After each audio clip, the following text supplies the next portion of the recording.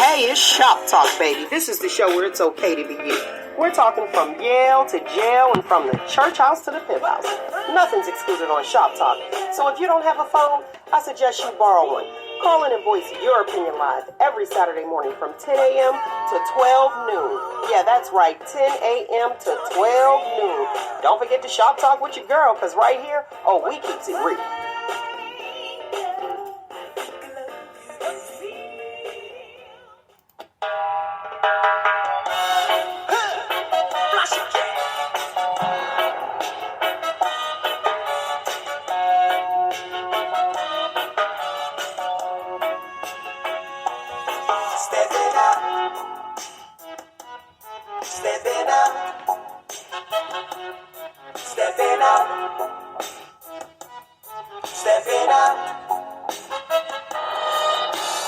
Open sesame, here comes Rastaman.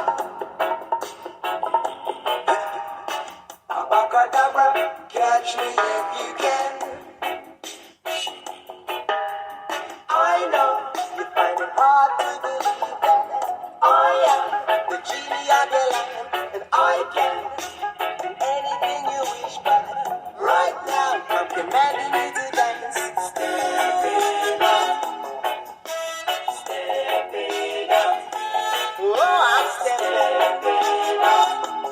Stepping up.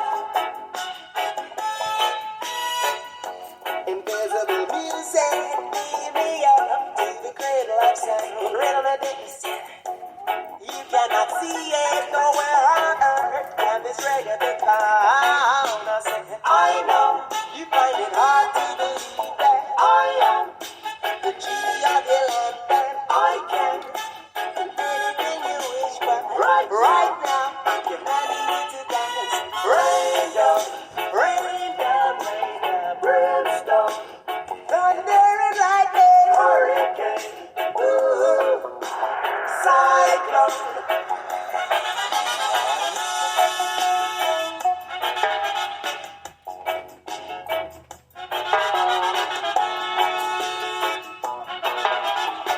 As they wish, I tell you why. I know you find it hard to believe that I am the genie of your lamp, and I can do anything you wish, but right now I'm commanding you to dance. Stepping up, stepping. Says I'm stepping up, stepping out. Says I'm stepping, journey through the tunnel of love. Wisdom is respected, hatred is rejected. From the planet dread, I says it rains down. Climb a ladder. Good morning to my lovely people. Good morning, good morning, good morning. How we doing this AM? I'm good. Been cleaning all morning, so I'm doing good. Okay. Early start. We like it. What about you, Nick the Voice? Good morning. Trying to catch up on my rest yesterday, so I'm feeling a little bit refreshed. Well, good stuff. Let's give a round of applause to our co-host today, which is AmberDee and Nick the Voice. Did we get it there?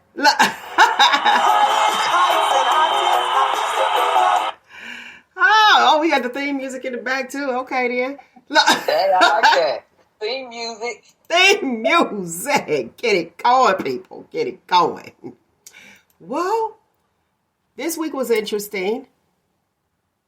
Why was it interesting, Mel? I'll tell you why. Listen, these dentists are trying to get it in on the people. Dentist? The dentists. And let me say this, the views of Mel are just that, the views of Mel, and not the guests or the co-hosts of Shop Talk with Mel. Yes, they want to take everybody's tooth out. Why? Are you talking about your teeth?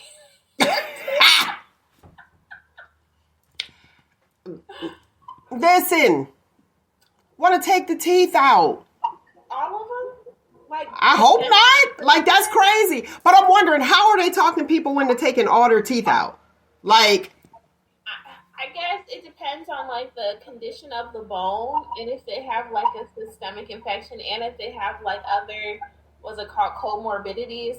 Like they have a lot of other issues going on. It's like, well, just to prevent other issues, especially if it's like degenerative disease where the other teeth are going to rot and it's just a matter of time, then it could be better just to take them all out and get dentures. Guess what? You ain't taking nothing out till it's time. You ain't taking nothing out ahead of time. As long as I can flash that beautiful smile, ting, then guess what? We not doing that. Wait, though. What Nick said until it's time to come out. What happened to riding until the wheels fell off? Like, my tooth gonna have to be hanging all the way down. Like, get out of here. That's what I'm talking about until it's time to come out. Well, what if you have, I think it depends on if there's an infection, an active infection. You know what I think? I think they see the people, and I hear you, AmberDee. That's why we love you, AmberDee. But me and Nick on the same page. This AM. That's what they make medicine for. Antibiotics and everything else. Get out of here. You ain't taking nothing out. Well, here's the deal. I guess you get paid more per tooth. Well, that makes sense. If you're trying to make money. But listen, don't be taking nothing out at the back. Look, I had my wisdom tooth out. Never had teeth issues. And they were like, oh, you have to take them out because your teeth, they're shifting. I don't have enough space in my mouth. So they'd be all crumbled up like children's chewable tablets, I guess. I don't know. And so I took the one out. But then, I feel like a space is coming. Because before they were tight, but now a space is coming. I was like, so shifted. Yeah, so then they're like, oh, you need to get this tooth out. I see it. Is this how everybody is missing that side tooth? They talking them into it. Probably. But yeah, I noticed because I had my wisdom teeth taken out in the 90s. And I noticed now that I'm older, they're spacing. That's why I said, give me some braces. Give me the retainer or whatever. But y'all, we ain't doing that. I'm not walking around here with a gap that I didn't have when my teeth started growing in. No, so I got to go to get. But I always wonder that. You see people that had like great teeth, and then when they get older, something happens, and you be like, "What happened?" Well, now I know. Somebody talked them into something, because y'all already know how. Going in there, I'm fine and dandy. Oh, it looks like a bridge. A bridge? You need to do a what now? I don't need a bridge. Now, yeah. Yeah, or whatever it is. Go ahead, AmberDee. What you got? Also, I want to mention the popularity of veneers. I'm sorry about my dog. And then also really look into root canals and how the dangers of the materials that they use with root canals, because I think it's very dangerous and you should just get the teeth pulled. And I just want to say that I actually have all 4 of my wisdom teeth because I have a really big mouth, so they're still there. Really? They didn't give you any pain? Because I'm telling you, I was begging the dentist to take mine out because, child, it was hurting so bad that oh my gosh, felt like my head was about to explode. Now watch this. There's plenty of room. Now watch this. So, to get a tooth extracted, you already know. I checked into it. Let me see why they're trying to take my teeth, okay? $75 to $200 per tooth. You already know it's going to be on the higher end. And depending on the anesthesia that you may have to use, you're looking at $800 to $4,000. Now, I ain't trying to say they shiesty or nothing like that, but what I am saying is what I am saying. Depending on your insurance is what you will pay. Now, I got to tell you this, going to crack you up. Do you know that, like, prosthetics, you know the regular standard prosthetics that people may need, like a prosthetic leg or something like that if they've been amputated? Mm-hmm. Did you know that, and this is not racial, so don't be coming at me. Did you know that a black prosthetic leg is significantly higher than a white prosthetic leg? It makes sense. Why? Supply and demand. You know what? Okay, I'm gonna go with you on that because we already know with us, It's high blood pressure, diabetes, more amputees. I think that we're just, because numerically we're the minority, so they just don't produce as many. Like, there's just not as much of a need. Well, you went off. You didn't cut Rosie off. Rosie won't in on this. Rosie is upset about this price gouging. Go ahead, Nick. What you got? Listen, I'm cracking up because Rosie and the other dog back there is having in on the conversation too. Okay, they're like, no, that it's not right. It's not right. I'm with Amber on that because you see a lot of us, walking around, and they'll listen. They will be in the wheelchair with just that stump. They ain't paying that money, so I can kind of see why, because not a lot of us get, when you see a lot of black people that have, you don't see it with the prosthetic. Yeah, they don't. I'm getting, if something happened, God forbid, but if something happened, I'm getting a prosthetic. But if it's too high, your girl gonna be mismatched. Right. Yeah. I'm just gonna put it out there for the papers. I'm gonna be mismatched. Their insurance might not pay for it, or might be a little bit too much. So I can see why. I agree with Mel. I will also be mismatched. And then also, like, because there's fewer orders placed, that means when they do get an order, it's like a specialty order. Whose fault is that, though? I mean, it's just life. That's not right, because here's the deal. This is your business. You chose this career, and then you want to charge me up because you only got an order for 4, but you got like 4,000. Like, come on. It's not okay. And when are we going to stop that? Never. And then talk about some special order. Oh, I had to charge you more because special order. You said you supplied this. Why do I have to be penalized? Because you said that you supplied this product, and since there's none in your store, you want to charge me up. Not right. It's not right, America. There's a lot of things not right that I don't know if it'll ever get corrected, but hey, you got to keep on fight the power. Fight the power. Fight the power. Fighting. Mm-hmm. We're fighting for change. Exactly. Fighting for change. But I do have a question. And there I go.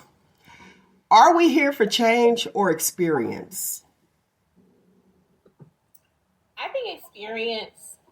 I just had a new experience. Did you? Yes. I had my first, it's sourced from Africa. Rwanda, I almost said Wakanda. Coffee. Thanks to Mel. Okay, I had my very first coffee maker. And I had my first cup of coffee at home. Not that I had to purchase out in the store or at a restaurant. And it was a good experience. And the coffee from Africa, which is available at Walmart for $10, was very delicious. Okay, there you go. We want our percentage. Amber want her percentage.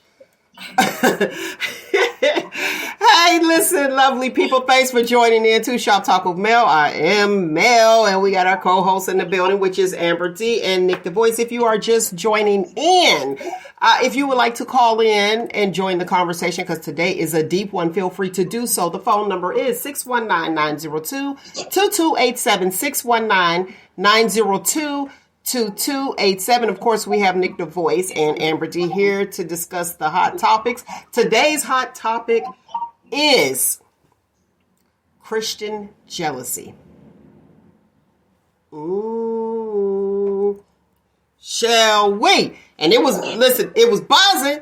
The two, listen, Nick, for the listening audience, Nick over there falling out on her seat. You guys can tune into YouTube or social media, Shop Talk with Me on Facebook, to see our faces this morning. That's a new thing. Because, I'm used to just being, we be just on air, you just hear us. We listen to radio. That's why y'all can watch us now due to the COVID, okay? So we're going to talk about Christian jealousy. The two weirdest words together for me. I'm like, oh, this is different. But we're going to get this show started. We got a lot of other hot topics, too, because we're going to talk about your boy and all that other stuff. But let's get this show started.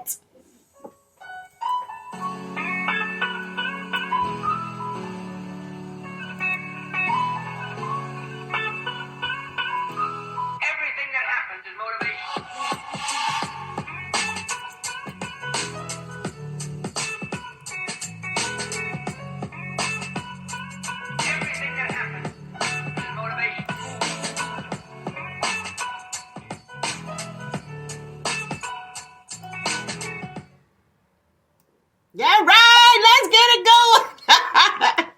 Let's get it going before we start this deep topic. Let's talk about what's happening. Go ahead, Nick. Go on with the indictment. Go ahead. You got it. Listen, y'all. Orange Foolius is finally indicted. Now let's get him some jail time before the primaries start, and these fools, these Trump worshipers, get him back in office. We ain't trying to do that. He needs to be indicted, and he is the first president to be indicted. And probably the first person that's indicted is telling you when he coming. Exactly. That's crazy. Y'all go ahead and get that man. Why y'all give him? Why are they giving him that much power? Well, here's the thing. He's able to say with this that it's just a political distraction or trying to prevent him from going. Go ahead, AmberDee. What you got? Running for president. I had a question for you guys. If he's convicted or found guilty with this, because he has been indicted, would that prevent him from running for president or no? Yeah. It's he supposed to, can't be president from jail. Or, no, I mean, I have a criminal record. Can you run for president with a criminal record? Listen here. You can run for president without a college degree. I forgot. I was shocked. See, that's a Rugel question. Yeah, okay. That's a Rugel question. I feel like I should know it, but I don't. I know we haven't. I know you have to be an American citizen. Yeah. Like natural born. Rugel, if you watching, please answer that question for us, sir. You know he know. You know he all in it. He in the politics and everything, politics, as Mel says, and everything else. Because that's all it is tricks. Politics, you already know. That's all it is tricks. Well, all right. According to New York Times, let's just focus on who we focusing on. Charges do not legally bar Trump from running for president. Why? I figured. And you know what? What's crazy is his supporters are still going to stand by him. Like, this is not going to dissuade, and like, there's literally nothing Trump can do to dissuade some of his supporters, which I think is crazy. Like, what would it take? Like, murder, pedophilia, like what? Honey, he's already he already got pedophilia in his background. So yeah, I don't know.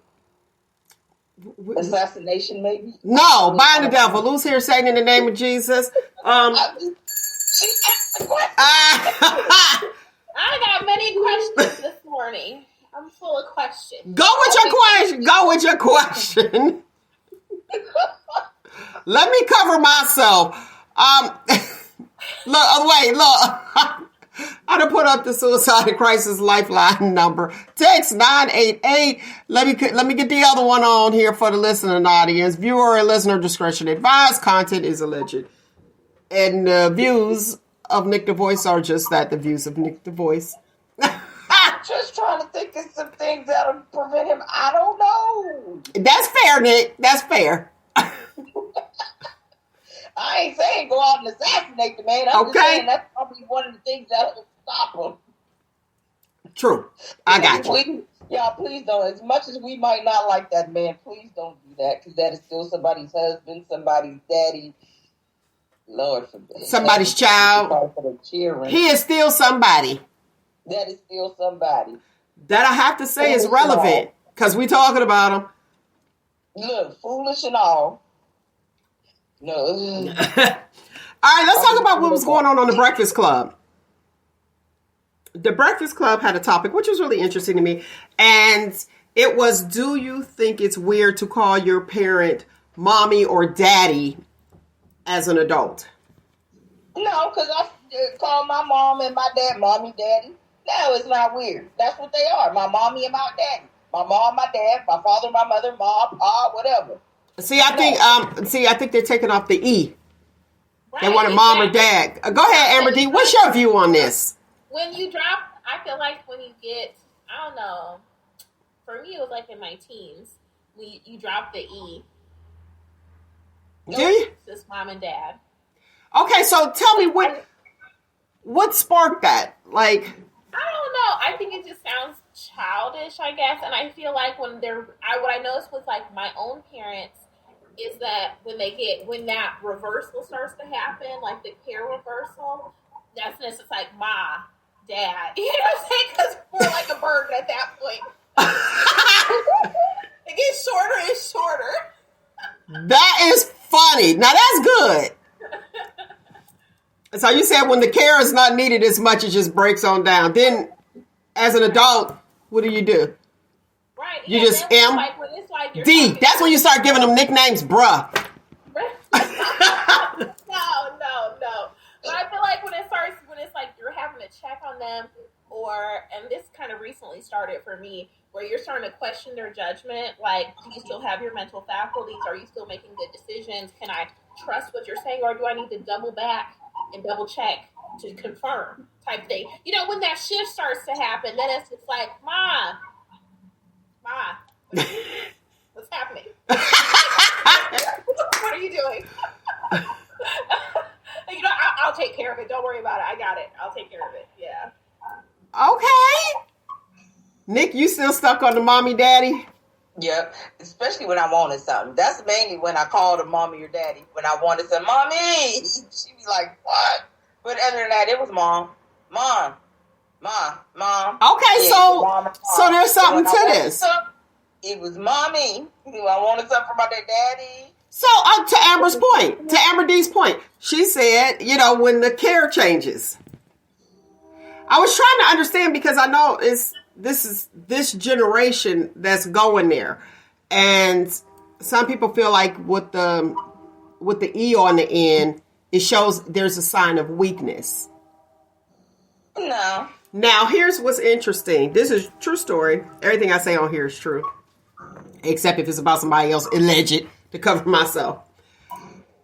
My son went to college, and he always said mommy. Always. And it wasn't a big deal. It was okay. Well, he was dating this girl. I know she watching because she be stalking me.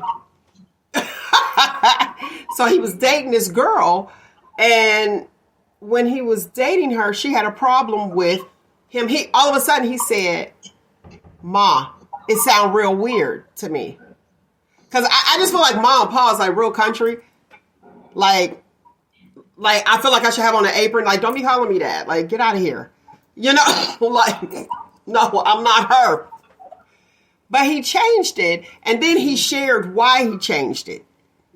And it was this girl, so you already know. I was like, she got to go. Like, no, don't be taking my son. Like, telling my son, why you call your mother mommy? Like, that was stupid. Because we do, little girl. Anyway, go ahead. Okay. So, now I noticed that he kept that, though. And now I'm just M-O-M, mom. You know what I'm saying? So I was like, oh, so he kept that. And I don't know if it's something to it. It was on the Breakfast Club. And they're talking about it. And it's the generation thing. And I just needed clarity. So I thank you, AmberDee, for giving us clarity on this whole mommy-daddy thing. I didn't think nothing of it. Like, to my ears, it sounds childish. It sounds like a child. I feel like even my son doesn't call me mommy anymore. He stopped calling me mommy when he was like 7. that ain't okay. And that ain't okay, AmberDee. Maybe he was like 10, but it's been a couple years. Okay. My nephew stopped calling his mommy, and my brother, dad, maybe when he was about 9. But my niece, she just turned 8. She still says dada. Now that's now that's something. But she's the baby of the crew. So, but here's the thing. Watch this, because I know I always got to take it there. For safety purposes, if your child is missing and you don't hear from your child, and you know how people take phones and text, if your child is used, like you said, your niece calls her dad dada, and if she checks and be like, "Hey, Dad, I'm okay," you know that's not your child texting back. Exactly. Cause did she call him dad? One, like, no, once in a blue moon maybe, but it's dada. Period. Point blank. No matter what, dada. So I mean, that's what I look at. Because if I get a text, and you know how it's so weird because you're reading the text. So as you're reading the text, you be like, how do you know what they sound? Because you know how your child correspond with you. Mm-hmm. And when I get certain texts, and I'm like, hey, are you okay? Because I have adults now. That's all I care about, your safety. Put your location on. I don't want to know because I'm nosy. I need to know where to look if you go missing. The last known place you were. Start there. Exactly. Yeah, hold on, because mommy coming. Exactly. Mommy is coming, okay? Mom probably want to be like, oh, that boy show up at some time. No. Mm-mm. Nah, mommy is coming. I know that's right. Mommy, and the little girl called me, she still call me mommy. So it might be just like a thing, because my daughter still calls me mommy. But she always needs something. That's it, she do, every time. But go ahead, AmberDee, what you got real quick? The last time I called my mom, mommy, I was in labor with my son. Okay? Some life-altering pain.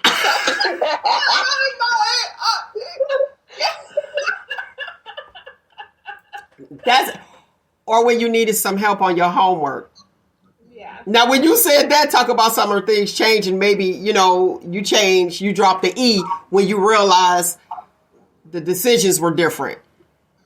So was it when you were doing homework? Or... I think it was just like a desire to be more adult. I feel like it's a lot of teenagers. I feel like a lot of teenagers drop the IE. Like when you're getting into that tweeny phase. Now, were you excited to become an adult? Oh, yes. I could not wait to leave for college. Like, my parents, I kissed the ground when I got to campus. I could not wait to leave my parents' house.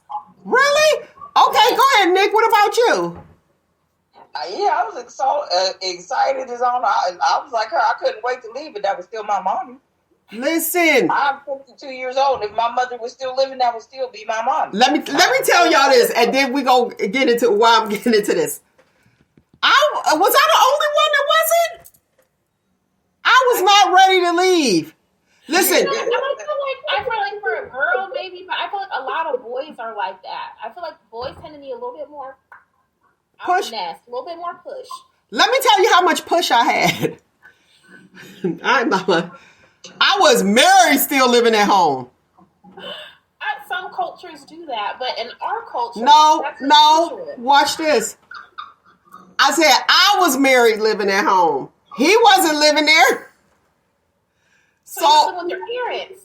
Listen, I was still with my first marriage, yeah. But here's the thing. So my mother was like, "Go be with your husband." And I always had excuses because I'm like, I'm trying to make my money, boom, boom, boom. He was in the military. Let me put that out there. He was in the military. And she was like, go be with your husband. So I was like, well, I got to do this and I have to do that. That was my safety net. And let me tell you what she did. Wait, that's not it too. Her house was getting crowded because I had 2 children and still was there. Still was there. She was like, go be with your husband. I came up with this excuse, and then guess what she said? Your flight leaves at 3 a.m. Listen, she done bought the tickets. I'm not lying, she bought the tickets. Your flight leave at 3. I'm talking about, well, what about my clothes? I'll mail them. That's what she said. Mama put you out. Put me out, but wait. And all the furniture. She threw all the furniture on the street and had one chair left for her. I am not. Now, if that is not, I don't want no company, I don't know what is. I don't know what is. But I want to talk about, when I asked you the question, AmberDee, to take it back a little bit, as far as like when you seen the change, you say when you question the judgment. Now, I remember when I was doing, like when I was younger, do the homework, you know, your parents always had the answers. And then it was like, oh, what is that? Let me read that again. Hold on. You know, and you're looking at it like, I don't understand that. Or they give you an answer and you're like, no, kind of like with me with mine. And I'm old school math. I'm like carry the one. They talking about going from, you know, we went from right to left with math. Now they're doing left to right with math or something nutty like that. And they're like, well, I'm like remainder. They like remainder. Child, I done seen some of them, the new math stuff, and I'm like, but why? Like, that's not, y'all going the long, difficult way to get the same answer that we got. We just did simplify. What happened to the simplified math? Y'all, because some of y'all still growing up to be dummies. Well, we got an answer. Let us welcome today's guest, Miss Thea Howell, with Homework Heroes.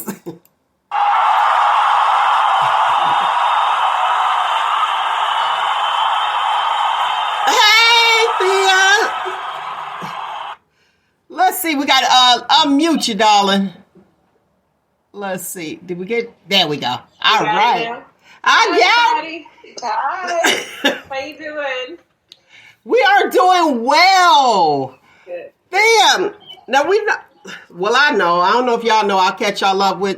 We can talk about the Youngstown City schools and the education rate, and us being in fiscal emergency or failure. Let me say failure because I think we're kind of pushing out of that a little bit. And the new math, and I can speak from knowing this, I don't know, in the last year or so, there was no books in the schools. They were voted out. And this was some time.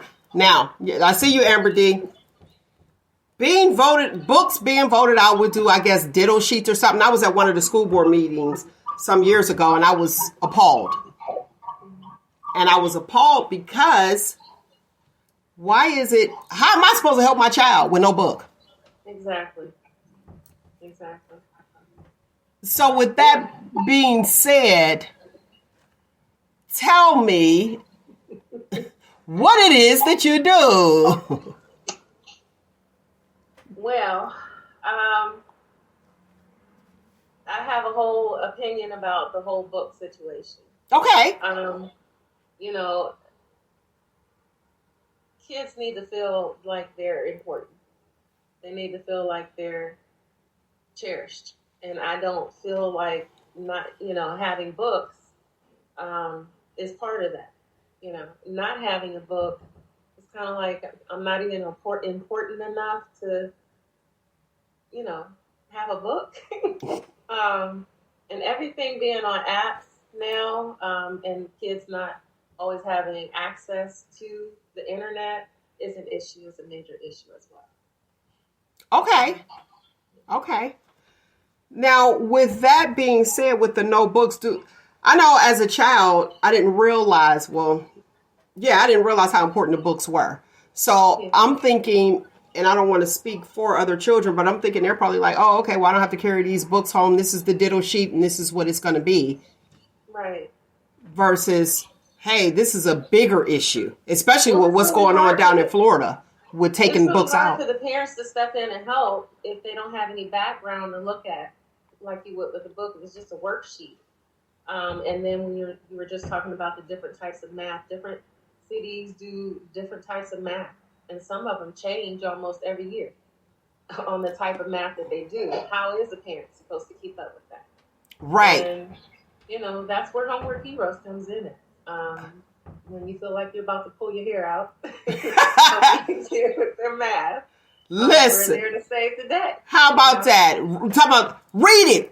You know it. Read it. Patience is, or take it so long. I'm like, just give it here. I'll read it. Like, Right.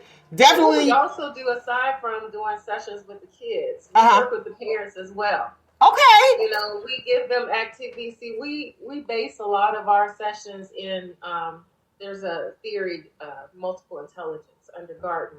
And that basically says that every child has a gift or a talent or intelligence. So we seek to find out what that intelligence is so we can utilize that to help them in their areas that they're not strong in. Okay. So take, for instance, if they're musical, if they're musical intelligence and they're having trouble with math, then we try to bring that music into math to help them learn that.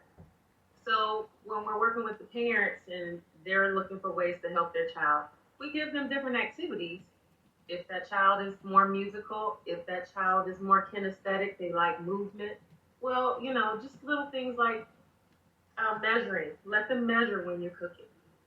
You know, just more hands-on activities with kinesthetic. Just giving parents little things like that can help. Have them jump rope. If they're jump roping or hula hooping, have them do their mathematics, because it's been proven that kids that have movement while they're doing math or while they're trying to learn new things, it helps. Okay. Old school things like jumping jacks. Woo, child. I used to finish those dizzy. Just waking up, got gym class, like, wait, what? Jumping jacks? I just got here, especially if you got it in the morning. Mm-hmm. Yeah. Little things like jumping jacks, hula hoop, chalk, the sidewalk chalk, different kinesthetic things you can do with kids when they're having them in movement while they're learning can help a lot. Okay. I don't think parents should be so concerned with the method that they're using in the classroom. Do what you know. Because 9 times out of 10, you know, the kid is more likely to learn it if they're learning it from 2 different avenues. Anyway. Now that's interesting. Now watch this. When I was talking about the remainders in math, and I knew a remainder of blah, blah, blah. Well, I want to say this was 2 years ago. There were some bridges that were just falling down. Well, the last one, and then some before.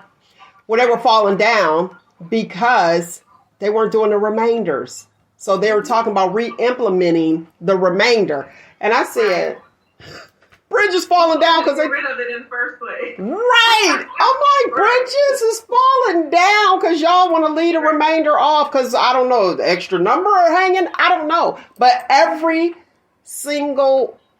matters. Everything. Yeah, it does. And for some unknown reason, we're trying to erase what was and implement what is now instead of adding on.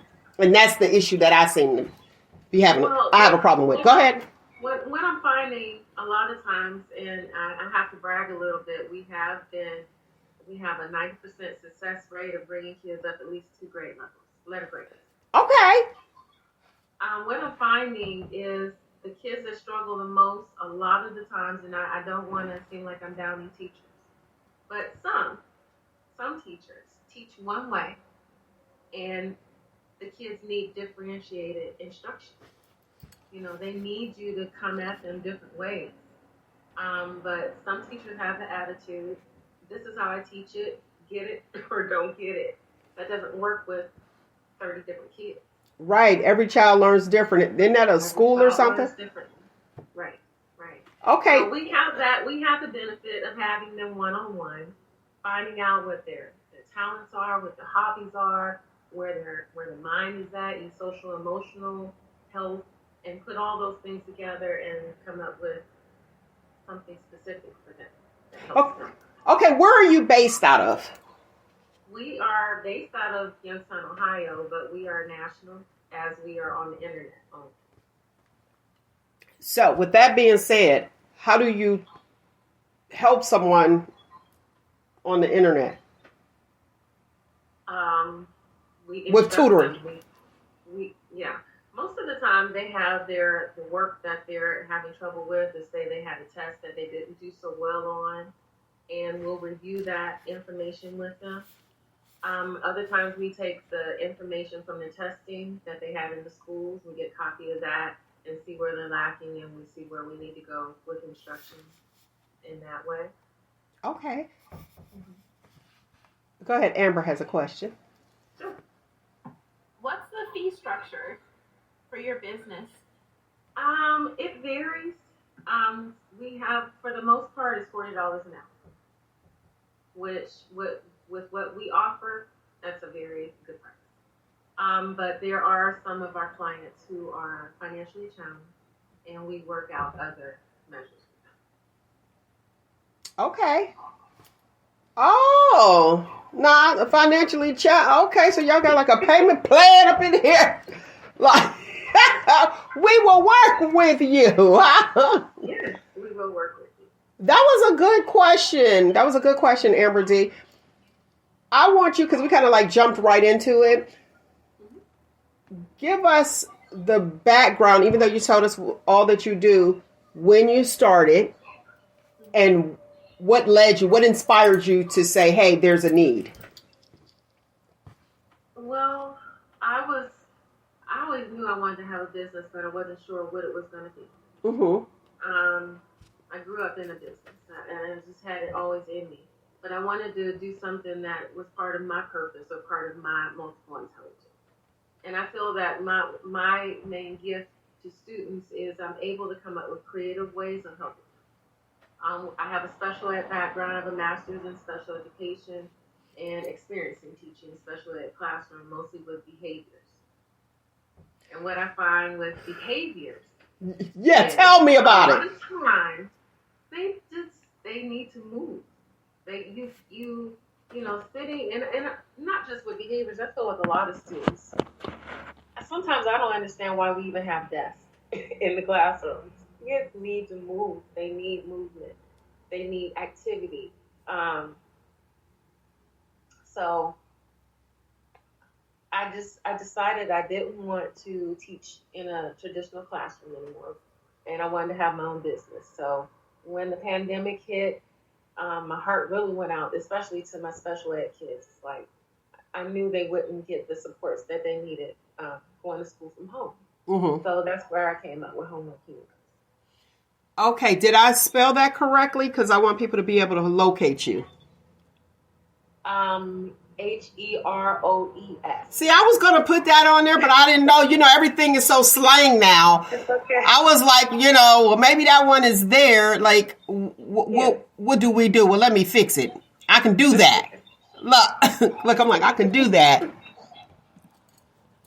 Okay, yep, I will fix it on every platform. That way we won't have that problem. Thank you. You are quite welcome. I don't want to be out here looking like I need Homework Heroes. Well, they're like, you can't even spell it. We're K through college, so, if you have a course that you need help with, we can help you too. Now, wait a minute. What grade? K through college. K through college. Okay, I like that. Now, you were talking about you have your degree in special ed, and you said children need to move. I agree, because I was that student that, like, if I sat too long, I had to go to the bathroom, but I really didn't, but I needed to move. But look, I was too. Okay. In a different way, because I poetry. In school, I was doodling, I was drawing, I was making poems, I was looking at the bluebird out the window, and I realized, looking back, I really didn't have. I can't say that I had a whole lot of teachers that were engaged. Okay. I can't say that I had a lot of teachers that were interested in how Thea learns. Okay, well, here we have. I had a few. I can give you an example. I had one, give me grace, my memory isn't good with names, but I had this teacher in junior high. I was having problems with pre-algebra, and he took me to the side. I was working with him after class, and he basically took where I was singing in the choir and being involved in church, and took baptism and equated that to the equal sign in algebra, and stating that When you cross the equal sign, it's kind of going from center to save. You're the opposite of what you were before. Oh. I took my personal experience and pulled that into the math. And that's what we try to do. That is very good. Inside the child's head, where are you with your gifts and your talents, your experience, your hobbies? What are you doing in life? What's important to you? And pulling that into the lesson. And see, that's hard to do when you're in a classroom setting with, what, hard to do 30 students? Yes. They don't have time. I mean, let's be honest. You have 30 kids, you don't have time. But again, that's where we come in. We have the ability to work with children one-on-one or adults one-on-one and help them. Okay. AmberDee had a question. Do you do any ACT or SAT prep with students, like high school students? We do. Okay. So how can we contact you? You can contact me by phone. My phone number is 866-873-1422. You can reach me on Facebook. Okay. On my my email, which is homeworkheroesus@gmail.com or homeworkheroesytab@gmail.com. Homework Heroes US. Mm-hmm. Wait, US.com? us@gmail.com. At Gmail. Okay. I want to make sure I get this information out here. And the phone number for the listening audience. You know, we got a larger listening audience. Go ahead. The phone number is 866-873-1422. All right, lovely people. You heard it. 866-873-1422. So if you call her and you leave a message and she calls you back, don't think it's scam lightly. And be like, ignore. Right. Now, when you were talking about, I want to talk about this movement thing again, because now we are so fast. And when I say we as a community are so fast to refer somebody to a psych doctor saying they're suffering from ADHD. And let's throw some medication on them. And I'm speaking as a school nurse at this time. And that seems to be the answer. We want them to sit still and listen. Otherwise, they are suffering from ADHD, attention deficit hyperactivity disorder, for the people that don't know what that stands for. Well, I mean, there are times when children need to be able to sit down and pay attention.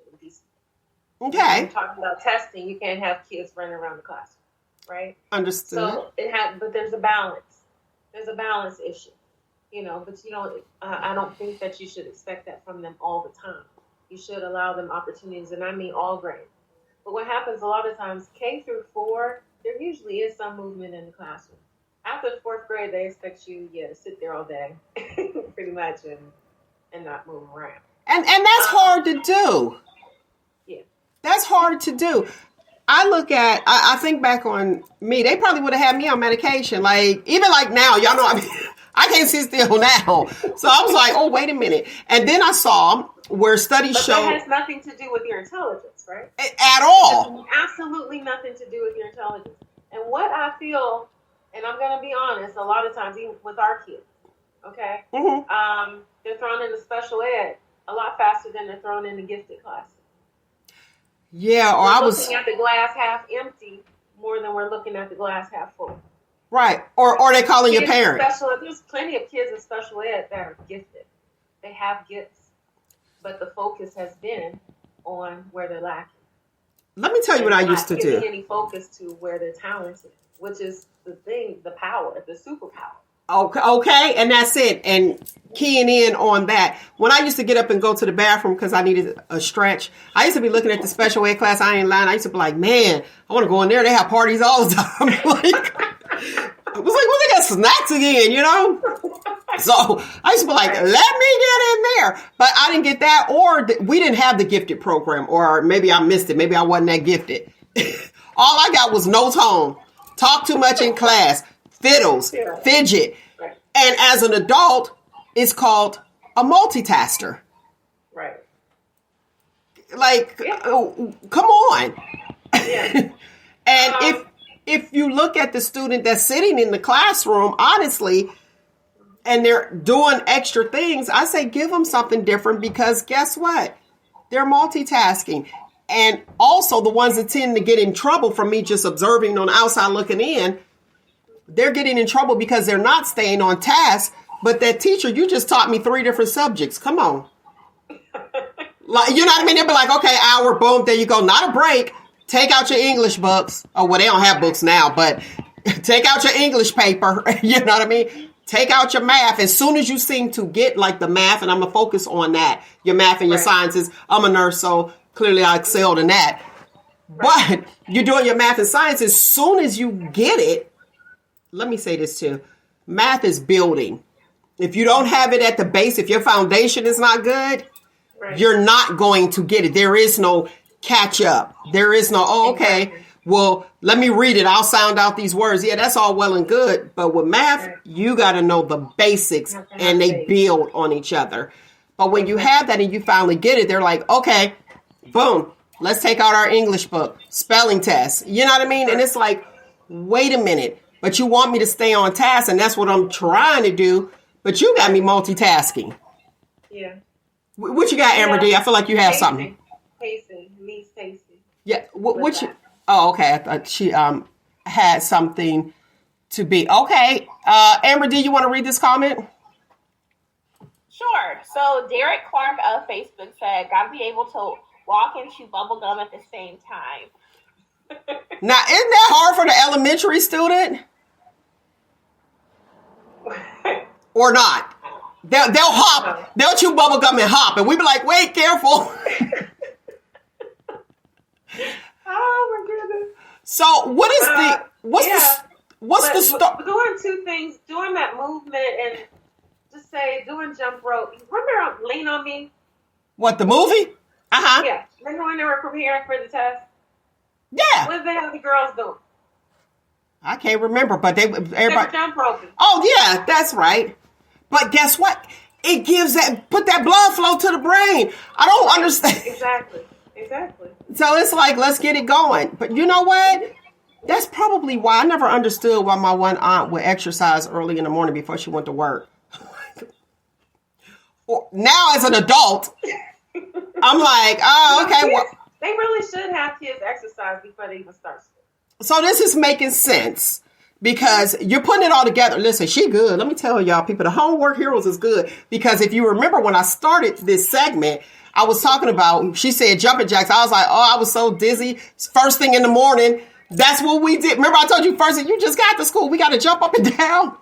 Yeah. But it's all coming full circle. So there is, somebody made some sense. Because I couldn't figure out, I was like, they want us musty before the end of the day. Like, and then the other major thing is music and beats. You know, most kids respond to music and beats. And this goes all the way back to Marva Collins. You remember Marva Collins, the famous teacher from Chicago? Yes. You want to elaborate a little bit for those who don't, real quick? She's a teacher from Chicago, started her own school, and she was huge with getting kids that everybody gave up on to read. You know, she was big on phonics.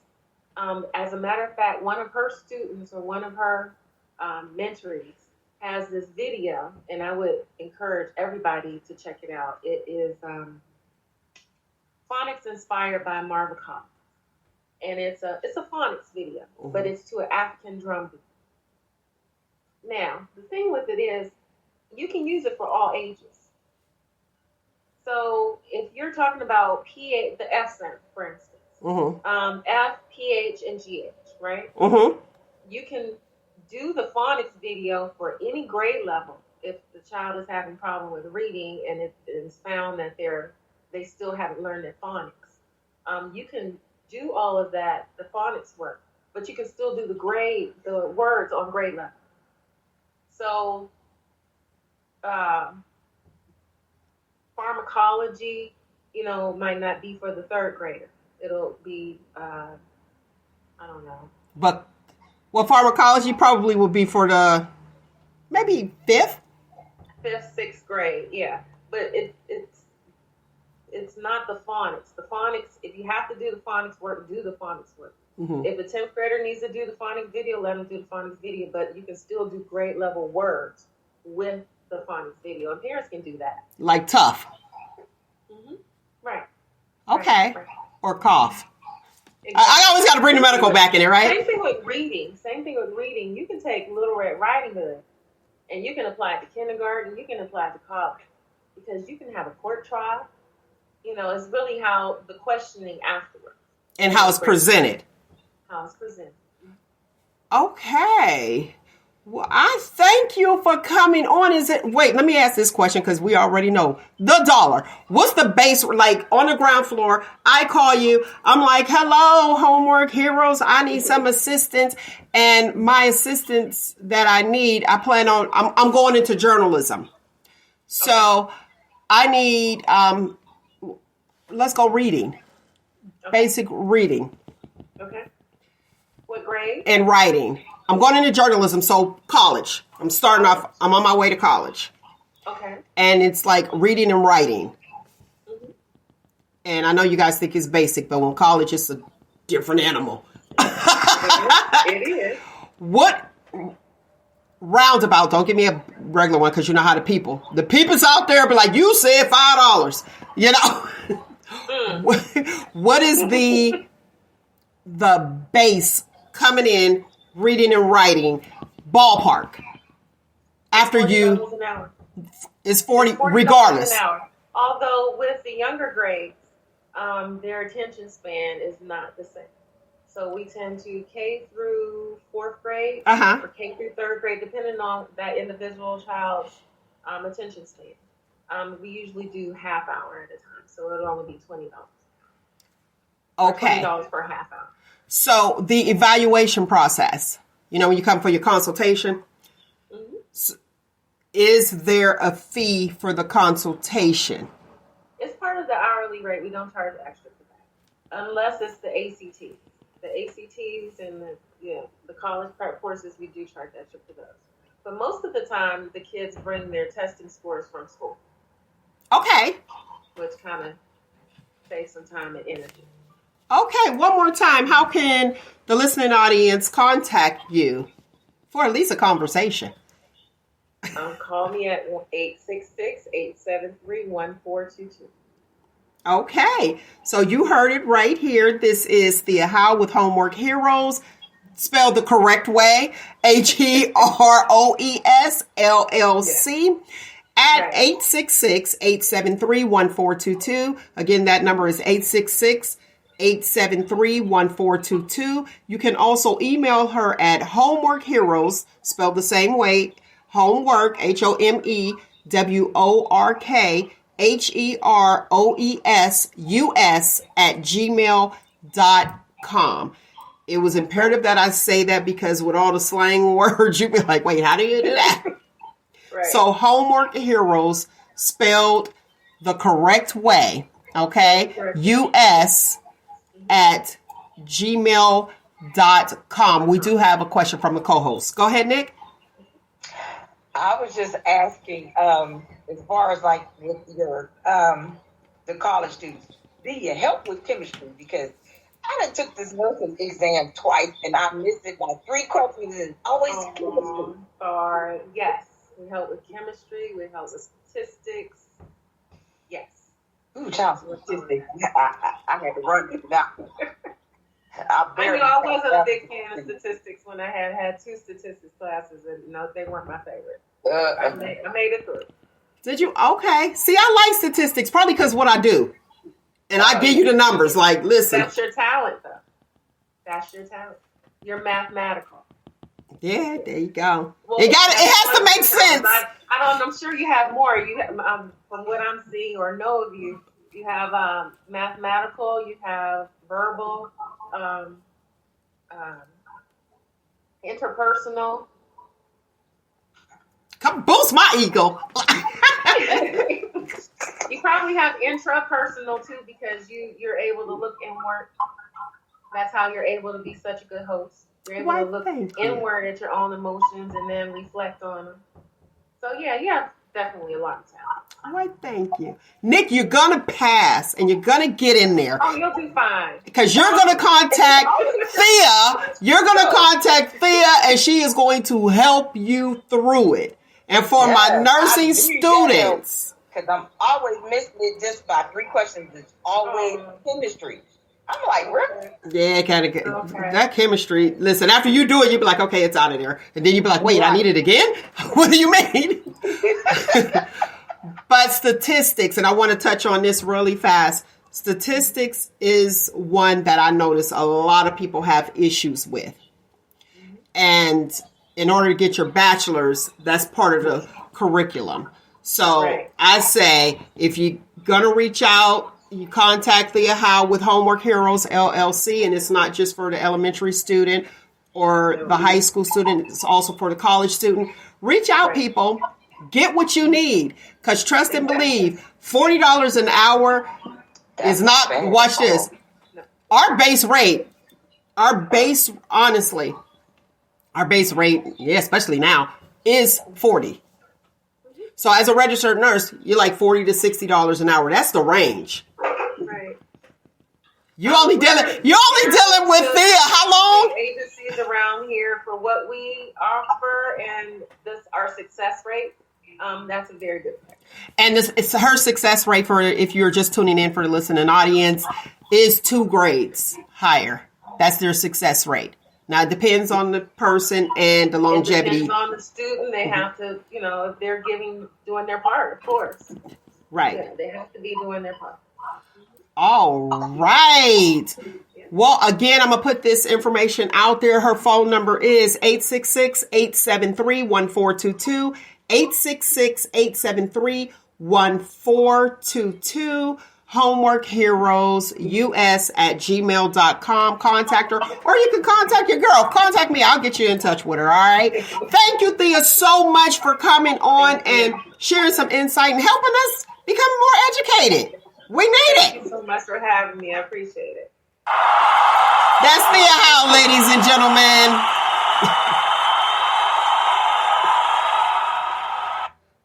Important information. Important information. Especially, like, so many people are going into adult education. There were things that we were doing before, and when we were doing them,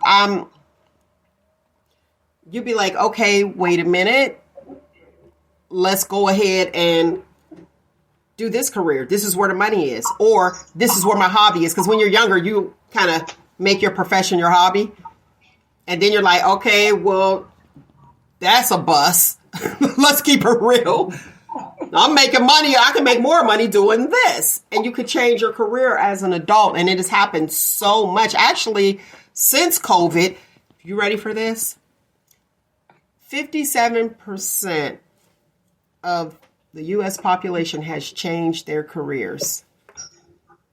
Does that surprise you? Actually, it's 57.6. But does that surprise you? No. Because I'm good at changing my careers. We know. Look. It seems like I'm going back. I want to go back towards it. I tried to get away from the health field, but I'm going back to it. So it's like, okay, that's probably where my calling is then. Yeah, what's your purpose, your calling? To help people. But think about it. All of them were to make people feel better. Every career change you have had, Nick, it was always helping somebody, assisting in some way. So there you go. Okay, but your mother was a nurse too. It's in there. Yep. It's in there. My mom was a nurse. My grandfather wanted me to be a nurse, and I wanted to be a doctor. Well, girl, go for it. It's not too late. Go ahead, because I'm going to tell you something. When I see gray-haired doctors, I feel a little better. No lie. Don't hold this against me, new doctors. If I had to choose, this is right now today, if I had to choose from a gray-headed doctor to a doctor with a sleeve, tattoos, yeah, I'm going to be like, wisdom. Yeah, I want the wisdom. Isn't that something? But now y'all dyeing y'all hair gray. Y'all might get over on me. Like, that's like the new thing. Like, when did that become a popular thing? Dyeing your hair. Like a couple years ago. Yeah, like these young kids walk around here with gray wigs and weave, and I'm like, you're supposed to wait out your bed. That's not what you want to tattoo. I got my 3 strands up here, but y'all know what I do.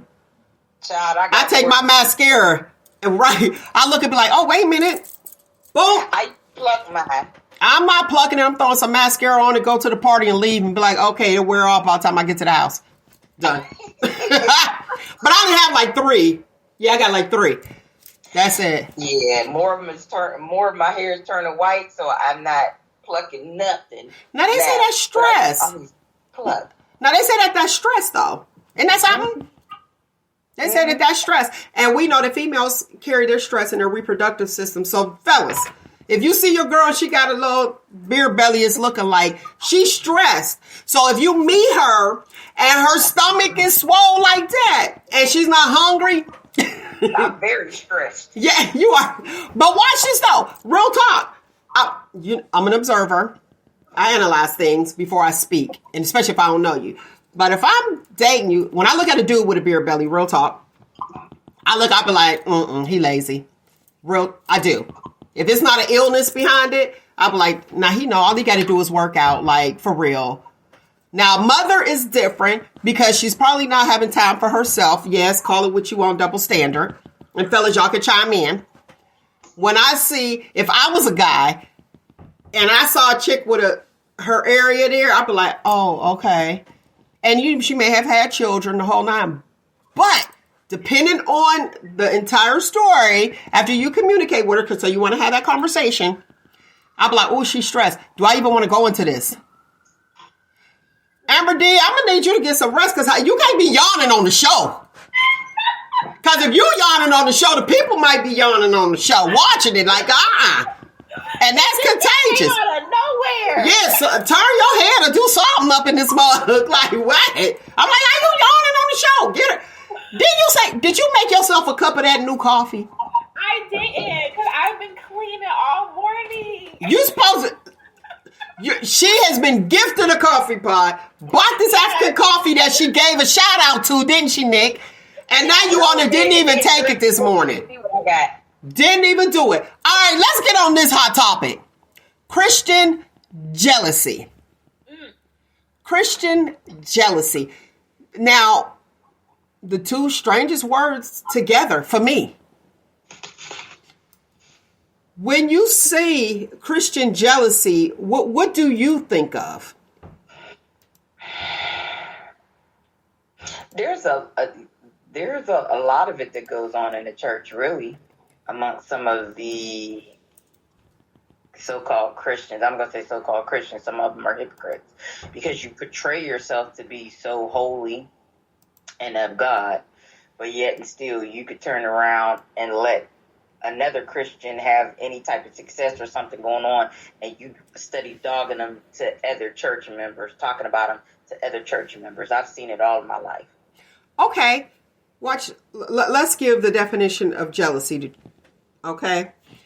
Hostile toward a rival or one believed to enjoy an advantage. Mm-hmm. So let's just put that out there. Now, I posted this on social media. It went nuts. The Twitters went nuts. The black Twitters. It's always the black Twitters coming at me, right? I was like, help a sister out, okay? Those were the two weirdest words together for me because being brought up in the church, so I'm grateful for my village and the church that I was brought up in. Because what I remember is if somebody else, if they were winning, I'm using a new term, follow me people.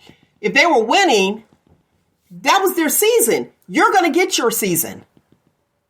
So why are we upset at other Christians when it's not your turn? Go ahead, AmberDee, chime in. Well, I just want to point out that jealousy is a natural human emotion. People experience jealousy, and a part of growth and introspecting, and first of all, acknowledging that you are feeling jealous, and then analyzing and addressing the cause of that jealousy. So I think you're doing a disservice to the church and to other people when you act like jealousy is something that you're not supposed to feel or you don't feel. And then if you do feel it, okay, first of all, acknowledge that you're feeling it. Don't pretend, because I feel like things go on that you don't acknowledge. So it goes on longer than it needs to, and gets deeper and bigger than what it has to, because you're not acknowledging that it's even there in the first place. So, like, a part of growth and becoming better is that, okay, well, sometimes I do feel jealous. I have experienced jealousy. And then it's like, okay, well, why were you feeling jealous? And then, you know, once you redirect the focus from the person or the issue that's causing that negative feeling to yourself and what is going on in yourself, then you can become a better person. But I do believe everyone experiences jealousy. And to me, when I hear the term Christian jealousy, I think of jealousy within the Christian community or within the Christian faith. So this is a Christian who's jealous of another Christian, specifically, not necessarily a non-believer. That's what it says to me. And like Nick said, I've definitely seen it my whole life in the church. So it happens. I didn't know it was a thing. But let me say this. That's the definition, hostile towards someone. Now, here's the thing. Yes, I sat there and I'm, reading the comments because I want to hear everybody's point of view. I believe this platform is about it's okay to be you. That's why this platform is that. I can say I have never been jealous of someone or their advantage.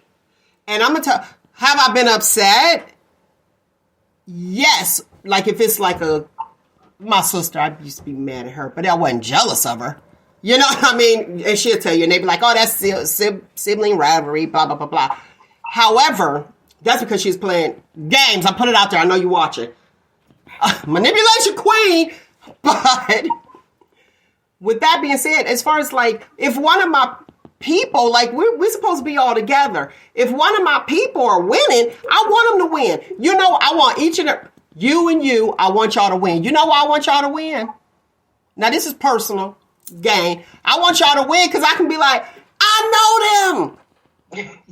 You know what I'm saying? I know them. And you said it's a natural feeling. Okay. Let's say somebody had a swimming pool. Let's take it back a little bit because now everybody can get them.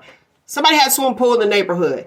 I wanted to be their friend. I'm not jealous of them. I'm happy for them. Let me tell you why. And y'all know me.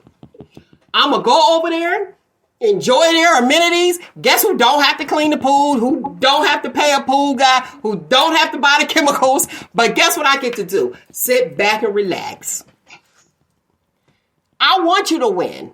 And just like you'll hear me say over and over, if you're the smartest one in your crew, get a new crew. If you're doing the best in your crew, get a new crew because your people gonna be asking to borrow. Like what? Real talk. But I can say, even in the church, that's their season. So I'm going to get my season and I want to cheer you on. I want to be your cheerleader. And it's authentic. It's authentic. I'm not pretending. I will never pretend that I like you if I don't like you. I won't fool with you. Real talk. Can we coexist? We can. Can we be in the same place? We can. For the listening audience, you already know. Y'all can imagine what Nick's face is doing right now. You know she been rocking with us for a minute. I am who I am. And it is about seasons. And if they have their season, here you go. Now, if you do it the wrong way, am I going to be jealous? No. It's just not fair. And you pray for that person. And if you feel jealous about somebody doing well, you need to pray. I wasn't brought up in that church, and you said you've seen it. Now, I spoke to other people, and they said they've seen it in their church. You even have pastors that's upset that this pastor's church is growing, and theirs isn't. And they have an issue. But what about that pastor last week? Y'all look it up. It just happened. Dude started a church to get some money. Did y'all see that? Started a church. He figured this is a way to make some money. Hit the doggone lotto for over $1 million. And girl, quit the church. Shut it down. They had the people didn't have a place to congregate next week. Oh my, yeah. So motives. What's your intentions? I'm gonna let y'all speak, but let's go to this comment real quick. AmberDee, you want to go to it? Sure. Sure. So LaVon Campbell of Facebook said Christian people should not be jealous of the blessings that God has bestowed upon other Christians. They diminish their own blessings. Exactly. That's all I'm saying. But go ahead. Talk. I love it though. Now, so what I'm saying, okay, so we're talking about ideals versus reality. We're talking both. We're talking both. That it happens, and it's not something. Oh well, you need prayer, and you're a bad person, and all this.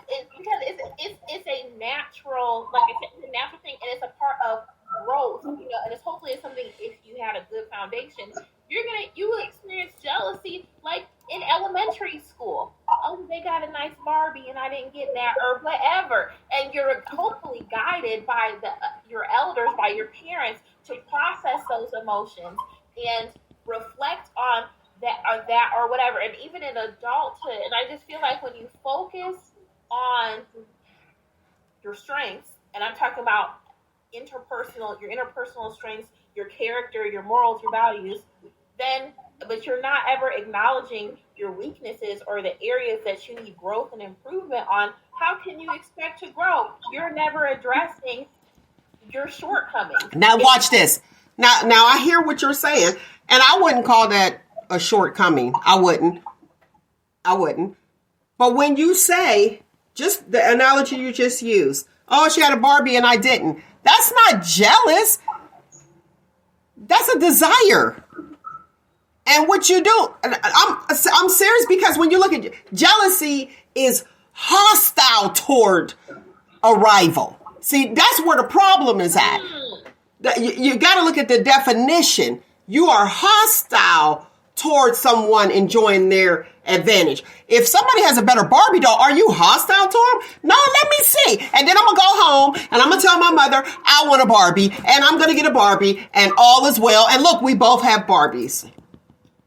There's no hostility. That's just a desire. And see, that's where I think we're losing focus. That's why those two words together was the weirdest two words I've ever heard together. That's why I say that. What you got, Nick?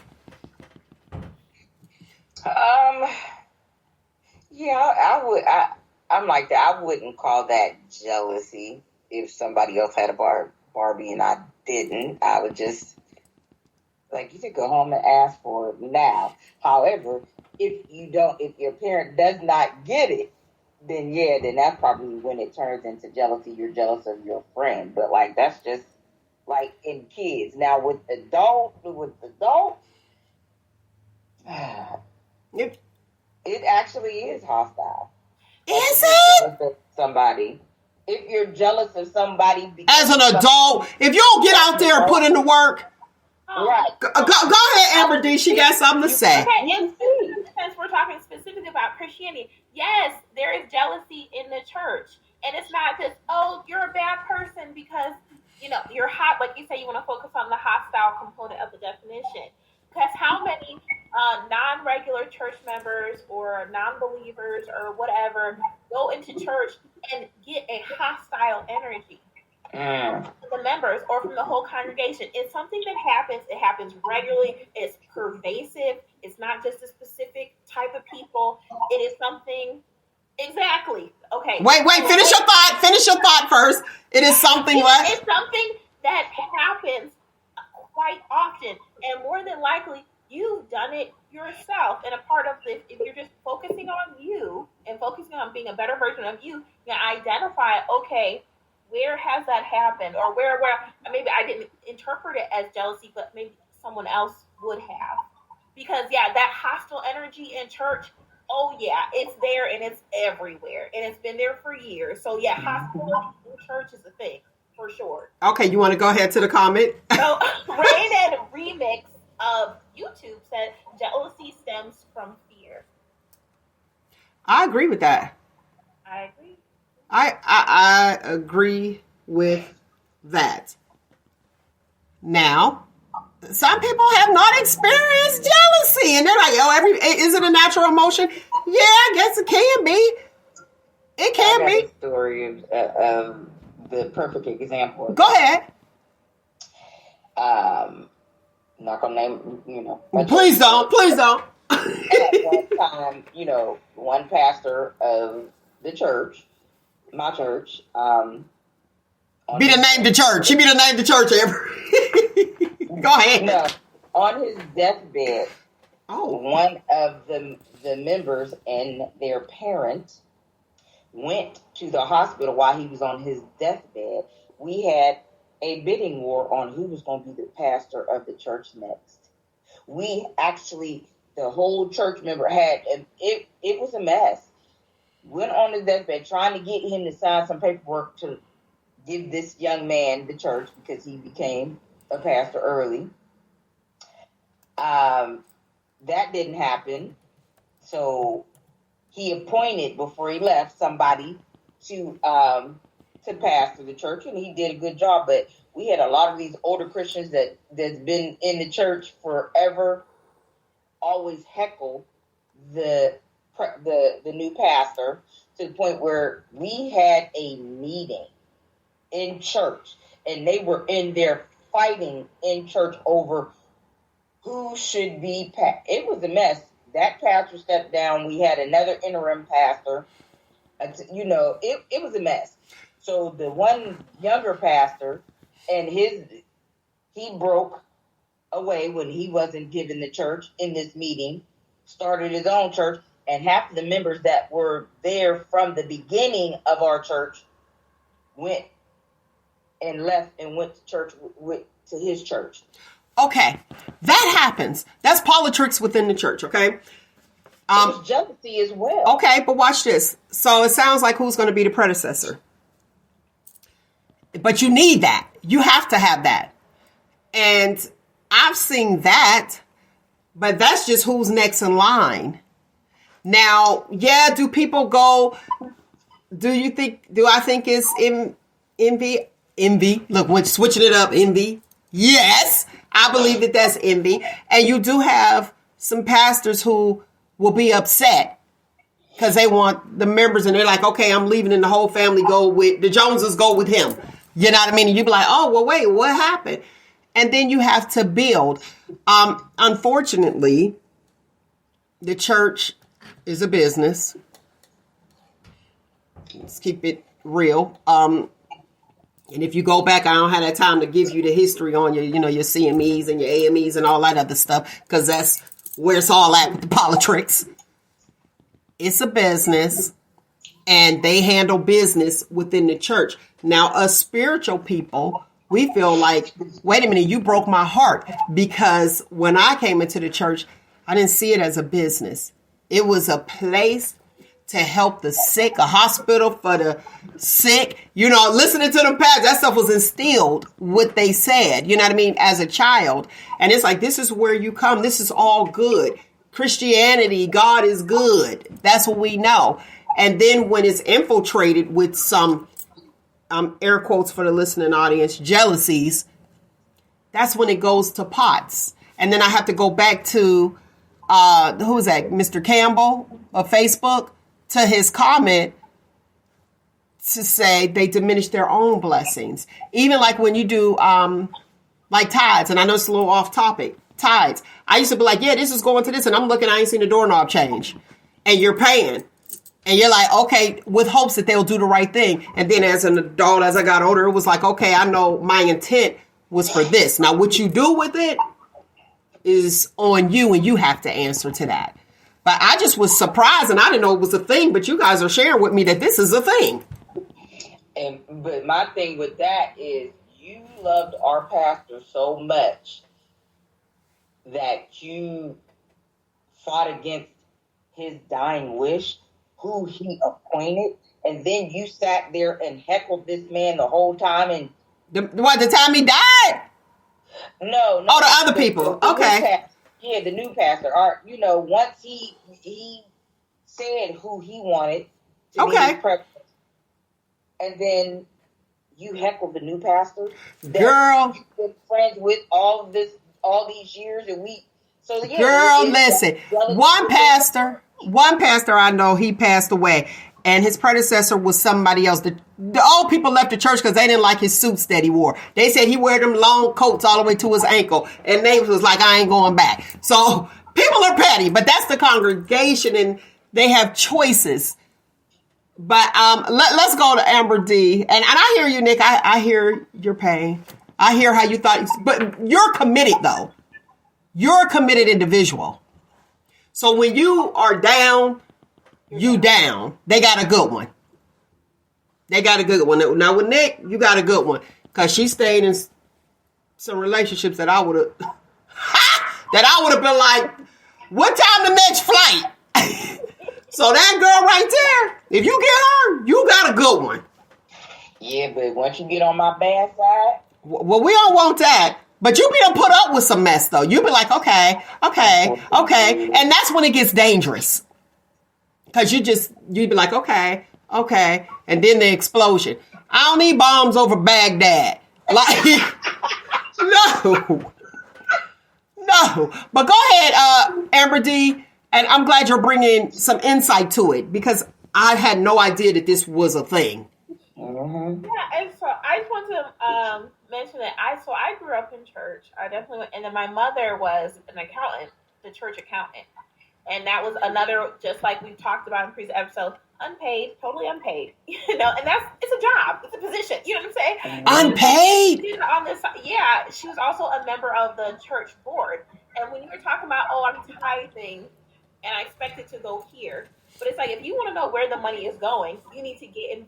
And just like with politics, you need to be behind the closed doors. You need to be in the room, and then you can find out this is why this didn't happen, and this is why this did happen. And most of the time, I choose to believe it's people with good intentions, but you've got a lot of people don't realize. Again, the church is a business, that it's a building that needs to function, and God is not the author of confusion. So of course, His church requires order and processes and steps. Right, and positions in place. That's a part of the church. That's a part of being godly, is being orderly. So it can't just be a free-for-all. And then if you put your mission statement for the church is whatever, and you want to effectively achieve your mission, you need to have a plan. There needs to be structure. There needs to be steps in place, and that's going to require money, resources, time, commitment, expenses. All that stuff is going to fall into like just the operation of the church and doing God's will, right? Basically. And I just feel like it's usually people who are like really far on the outside that can't grasp that. Especially, and then it's when we had talked about. Well, I guess I'm far on the outside. I be That's right. Don't let her fool you. Her book, Otherwise Becomes the Other Woman, available on Barnes & Noble, Balboa Press, and some of the other Amazon. But anyway, Sister Betty said we have order in this here church. So Mel knows about the order. Right. So, she really wrote it in her book. Again, Otherwise Becomes the Other Woman. Get it at your nearest bookstore. Thank you. Yes. Thanks for the plug. Go ahead. What you got? Okay, so what I'm saying is that, and like we had talked about, when people are like, oh, this should be free and that should be free in the church, it's just like, have you done it? Because if you had volunteered in church, you know how much work that is. And yeah, those people should get paid. If the church is able to pay them people, pay them, because it's a whole lot of work. A big part of, being a Christian or whatever is putting in work. It's not supposed to be this passive activity. Now, I agree with you. This is work. I agree with you. And it's usually the people who don't go to the church, just as you said, that are outside looking in. And here's what's interesting about that. Yes, it's a business. If you put it on, that envelope that has like tithes, offering, building fund. I'm talking about I be adding to the building fund and I be like, okay, y'all still working with the ceramics. Somebody gonna get hurt in the bathroom. But you have those people that believes that the church is running off of benevolence itself. And we know it's a business, which brings me back to the topic. It's a business, so is that how the jealousies are entering into the church? I think so. And also, when I think of competition, any type of competition, even when they claim it's friendly competition, I think that's another avenue of jealousy entering any type of space is through competition. Just like with the predecessor story that Nick had shared, that was a sound to me like a competition, That they must have had the whole time, like, oh, this ninja, I said ninja, don't believe me. This ninja about to die, it's my turn. And then they be like, we're giving it to this guy. Mm-hmm. I can see that. You have the audacity to go to somebody's deathbed and try to have them sign paperwork. You wouldn't? Am I a scumbag? Look, am I a scumbag? Because I think it's okay. Because you should have your wishes should already be lined up. You should have your stuff in order. And then B, they did that a couple different times in the Bible. I'm thinking of, I can't think of it. If the pastor thought he was ready, he would have been the one. So obviously he was not ready. And he showed it by just jumping up and leaving because he didn't get that position. He felt he put in the work. That's almost like a parent dying and they leaving the one child $1 because if you leave them $0, they can contest it. But I didn't know that. Yeah, so you want to leave them $1 and then the rest of the funds go to your pet. You got 2 children and you're like, I'm giving it all to the pet shelter or to the church. And then you're like, wait a minute, I put in all this work. It's all about intentions. You want to go to that comment, AmberDee? 100 Cherie Childcare of YouTube said writing. She's writing. Right. Yes. Take notes, baby. Take notes. This is a real thing. And call me a scumbag. I'm coming on your deathbed. If I got questions on and you the only one that got the answer. Right. I'm going to need to get it. I'll get you a dry erase board, write it down. Like, call me a scumbag all day because I need answers. Listen, one thing I will not ever do is assume. And in relationships, we know assumptions will have you jacked up.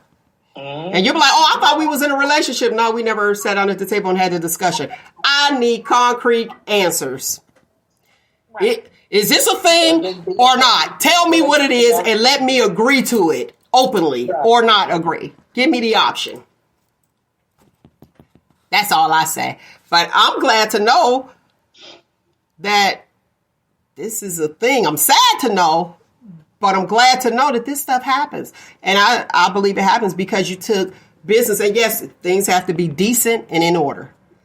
Decent. And in order. You know how people take half the scripture and throw it in there to benefit them.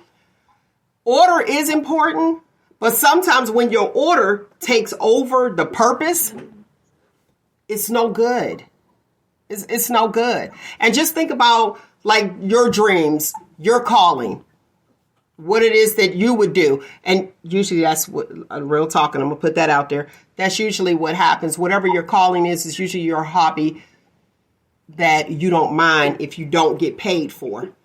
Okay. But if you go in, if you go in and your intent is to make money, just remember the objective. Remember the objective. What is the goal? My goal was just to make money, i.e. the pastor that sat there and started the church. His goal, his intent, his motive was to make money. He won money. He shut the church down. Are we mad at this guy? And I know, but I do want to point out, I feel like pastors like this, and I'd like you guys' 2 cents. I feel like there's a difference where you're listening to a pastor who is his hobby, like it's something he doesn't mind not getting paid for, it's something he's passionate about, versus someone who's in it for the money. I feel like the one who's like a hobby pastor is like your purpose, but you did. Let me say this: purpose is more. I feel like it tends to be a little bit better or like more scripture based, and then the for-profit pastor, it seems to me, it gives a very like motivational speaker vibe. Did you guys ever notice that or feel that way? Yes, and I'm gonna tell you something. I'm glad you brought that up. I speak at churches, and the request, the topic I speak on, the request is always being social and being safe, especially for the youth in the church who are on their way to go away for college. So they have me come in and speak. I used to Yeah, confession, Father. I used to be like, go ahead and bless me.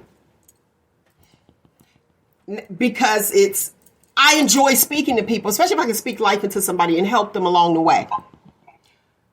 A man told me, he said, the church is a business. And he said, state your price. And he was an older guy. And I was like, And here, my little young bumpy self coming in. He was like, tell them your price. And see, me, I believe that sometimes you can cap yourself and you might get a better blessing. However, over the years, I get the under what's left. You know what I mean? A percentage of the offering. Here you go. And here's a donation. Here's $50. Here's this. He said to me, this man that I did, he just like tapped me and told me. And it stayed with me. He said, state your price because the church has money and they'll pay. He was like, this is a job. Just as you were, to your point, AmberDee, this is a job. You are preparing for this. You are speaking. This is your works. So if this is your means of income and you're saying, go ahead and bless me, and they bless you with $5, that must be the lucky number for the day.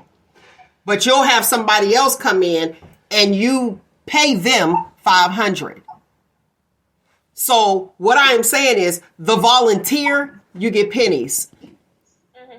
And I'm noticing that that's what's happening with certain pastors. When you say your purpose, it's like, why are we treating them that way? And then you have people outside looking in and was like, well, he driving a Cadillac. That's his job. It's like, what do? That's his job. Or they be like, oh, well, we're hungry. And I went to the church to get food, but you didn't deposit anything. And they didn't have food to give you. Meaning, when you don't pay your tithes and then you come and you be like, oh, okay, well, this pastor's supposed to bury me or do my services. The church is supposed to feed me. They're here for the community. But if nobody is depositing anything, how can you withdraw? So that's where I'm at with that whole thing. And I had to speak on that part. Now, back to the topic. Christian jealousy. So the people on the outside, we already know they're against us. The world is against us. But to look out, and we are not to be of the world. We're in the world, but not to be of the world. Why are we jealous of the things that are of the world? Comment below. I want to know your 2 cents. 619-902-2287. 619-902-2287. Let's go, ladies. Answer that question. It happens because the church is full of people. And as Mel says, people be peopling. People be peopling, and they be peopling in church too. So, it happens. What you got, Nick? Anything? I'm at a loss for words at all of it. But like the one Facebook. Listen, Mr. Campbell said it best. They are diminishing their own blessings by being jealous. And so why are we disciplining people? Why do we feel we need to discipline these people?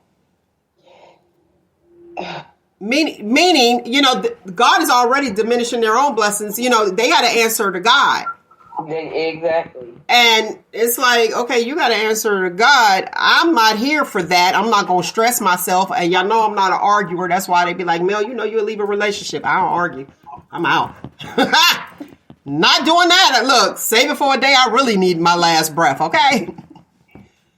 What do we do with this? Because I would think if you have this in the church and you are bringing people, the thing is to attract people to the body of Christ. My understanding, the way that I grew up.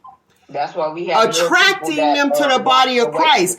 But if we are doing things the same way and dealing with the same issues of outside, how is this happening?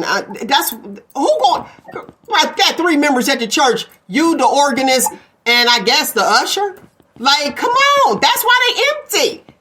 Go ahead. What you got, Amber? AmberDee. And this. We could kind of parlay this into like Christian judgment and as far as like outsiders and bringing people into the church.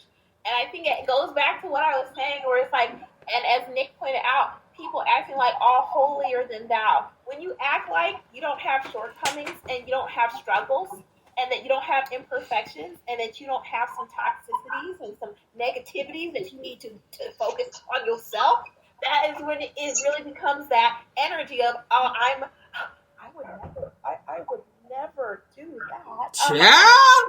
And then be freaks behind closed doors. What? You know, and then doing all kinds of craziness behind closed doors. Listen. Let me tell you this. From the beginning, like, it happens. It's okay. You're a person.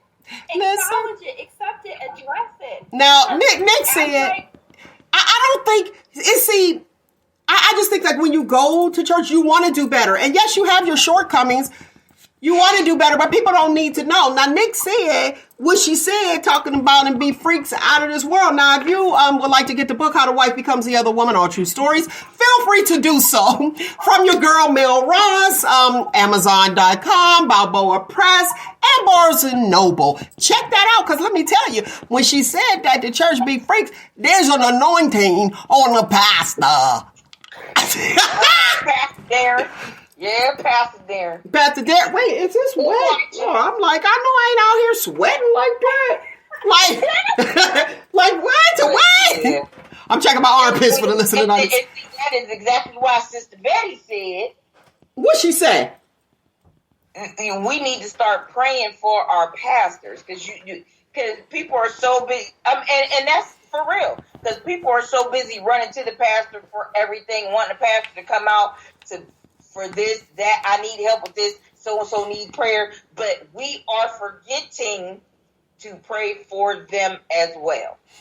Now, in the words of Bishop Kenny Paramore, he said, I'll never forget this date. I don't know if he remembers it, when he said, y'all pray for me and protect. If y'all know she a church hoochie, he was like, put me and let me know. Protect me from that. Because you do have females that be like, boom, because they do, and I'm air quotes for the listening audience, true pastors, they have an anointing, and they draw people to them. It happens.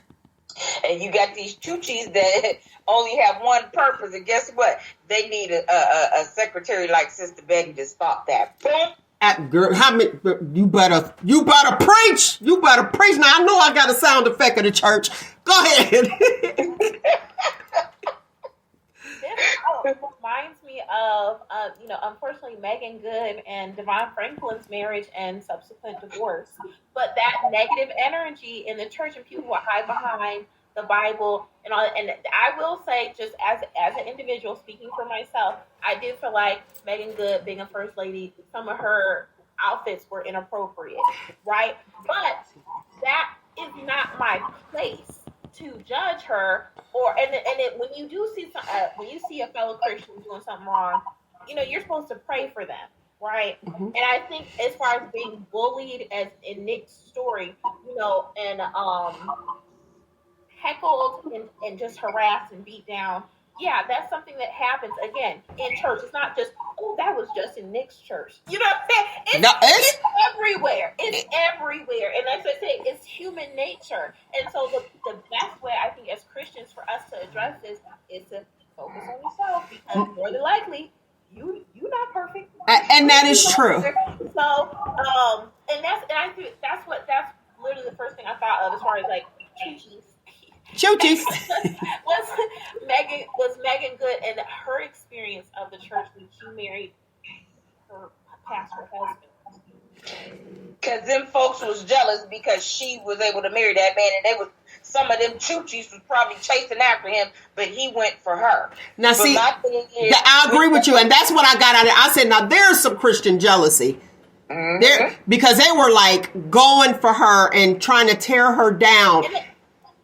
Go ahead. When I say that, it was like I said, I do think as Christians we're supposed to call each other out when we're doing something not of God. But there is a difference between calling someone out or pointing something out that you think is problematic or concerning, and doing it once again how you say it, not what you say, and all that, versus repeatedly harassing someone. There's a big difference between that. And that played a part in their divorce. I don't care what nobody says. And like you said, we are responsible for our own self, even in the church. Because guess what? At the end of the day, come Judgment Day, God is not going to ask you what that person in church did, what that person wore, what their freak life was like. He going to ask you what you did. She said they freak life. Like,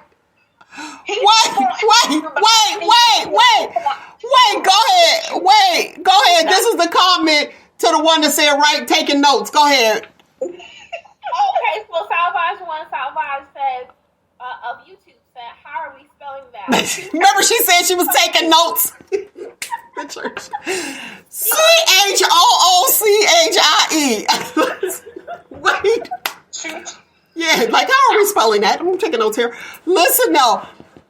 When you go there, and I understand, yes, we are judging. Because you're held to a higher standard. And there has to be a difference from, there's no hot or no cold. I ain't trying to preach because y'all already know I be messing up scriptures. I can recite them, but I don't know where you go find them at in the Bible. I don't know what book though. But what I'm saying is this: with the Megan Good situation, some of her things were risky. Here's the thing: to each his own. That I feel like, okay. We knew who she was before she married him. He knew who he was before he chose her. So that's on him. I remember I had turned down proposal. I was a deacon. I was running. And let me tell you why I was running. I was running from him. Was I attracted to him? I was. But I knew what I didn't want to do. And this happens quite often. He will comment on my hair. Nick, do you remember I cut all my hair off? Uh-huh. Cut it off because he was like, your hair is so beautiful. And I'm running from him because I was like, don't like me. Boom, I'm about to go with a short haircut. And then he said, I happened to go to this church. I didn't know it was his church. And he was like, your hair is cold. I was like, dang it. I cut it off so much. And when I went to the salon, matter of fact, shout out to Shelly's. I went to the salon and she was like, what? I said, cut my hair. She said, what? I said, all of it. She said, huh? I cut a whole bunch. So she had no choice but to fix it. I ride motorcycles. So I didn't want to be, because for some unknown reason, they put the pressure on whoever the spouse is and not the person. So I don't want to tarnish and I don't want to be held accountable for messing up the church. I don't want to pull up with my stilettos on and my crotch rocket. They'd be like, oh, that's Deacon's wife right there. I was like, I wasn't ready. I was not ready. And I told him that. I said, listen here. And he was like, why were you running? And I told him, I am not ready to be wearing no dress with no sweat socks and tennis shoes. That's just not me. Now, the long skirts, I'll rock me a long skirt, but my toes gonna show. Like, I wasn't ready for that sweat sock, slouch sock, tennis shoe look. Not me. I'm still riding my bike, and I don't want them to look at you or judge you in a way. And that was to the pastor, too, as well. I was like, First lady, the responsibility of a first lady. I told y'all, what, you don't want to marry me. And I told him, you don't want to marry me because one or two things can happen fooling with me. I say either the church will grow or they will go. Right. I will be done messed you up. You know, because I got to be who I am. And usually first ladies know how to sing. Maybe Megan couldn't sing. Listen, that is going to be the most challenging thing for me because of my personality with this movie that I'm going to be in. I am the first lady. And that is very challenging. Just playing the role? Just playing the role? Yes, just playing the role. I know how I am or how I is. And baby, that is challenging, but... What about that girl? Remember last week? The first lady that cussed out the evangelist or whatever? But you know, I'm going to kill it because I'm killing it in our... Well, we know you're going to play that role, but being in that position, I can actually say that I can understand the Christian jealousy when you brought up Megan Good's situation. Mm-hmm. All right, go ahead. What you got, AmberDee? Uh-oh, you got to unmute it, honey bunny. You got to unmute it. See, she half asleep. Somebody give her coffee. Like, what we doing? Sorry. Got a whole coffee pot, her new African coffee, and she didn't even take it today, and now she got on mute. Go ahead, girl. So correlating your story to Megan Good's story, one thing I have to wonder is, if you are going to take the position of First Lady, is it more about finding your calling, like finding your niche? Because I felt like Megan Good would have done really well with like the young ladies of the church, and maybe if she had formed her own ministry, maybe she did. I'm really unfamiliar with the situation. And spearheaded her own ministry within the church and was positively impacting the church, that would have helped her be more warmly received by the greater congregation. And I feel like there's a lot of people doing God's work who are not in the church, who are not absolutely clergy, but they found their calling and they're working in their calling, and people see their anointing because of what they're doing, not just because of their position. Absolutely. And everybody's ministers. It's what are you ministering? You know what I mean? And who you're ministering to. Now, with my situation, honestly, and he did, this pastor said that he was like, I married you to be my wife, not the first lady. However, you'll be in that position. And my thoughts, I go to God on everything. My thoughts is, yeah, that's nice being your wife. That's nice you said that. However, I know in this position what it requires. And when judgment day come, I know better. So when they say, when you know better, you do better. So I'd be like, no, I don't want to be leading people to the pits of hell all because of what I want to do. And they're not doing exactly what I do. Like a lot of people don't know. I don't drink. I don't smoke. They don't know that because they see me kicking it. Or you see me in certain places. And you hit the nail on the head, AmberDee. A lot of people are ministering and not in the church. And then you have church people who happen to be out talking about something. Well, that's the pastor. What he doing at the bar? Maybe he ministering to them people. Go out into the world and minister. You know what I'm saying? Like, come on. And then there's another, the pastor drinking. I said, Jesus kept the party going. Am I the only one to remember that? Oh, well, we out of wine. We just got water. Boom. Keep the party rolling. You know what I'm saying? Like, sometimes pastors might just be drinking juice. But here's the thing. Soda. Here's the thing. When Jesus turned water into wine, like I said, keep the party going. It says don't be drunk.